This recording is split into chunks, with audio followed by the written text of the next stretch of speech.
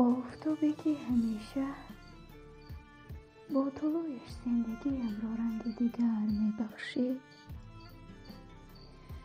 امروز میل غروب دارد. من دیگر از گرمی آن آفتاب خیلی دورم. این آفتاب با غروبش مرا ناتوان و عاجز نمود در زندگی. آفتابم اوچه جانم بود تا نفسهای آخرینش همه تلاشهایش برای ما فرزندان بود.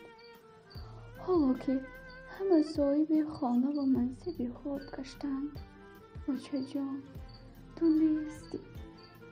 تو رفتی. زحمت‌های چندین ساله کشیده‌ات را ببین.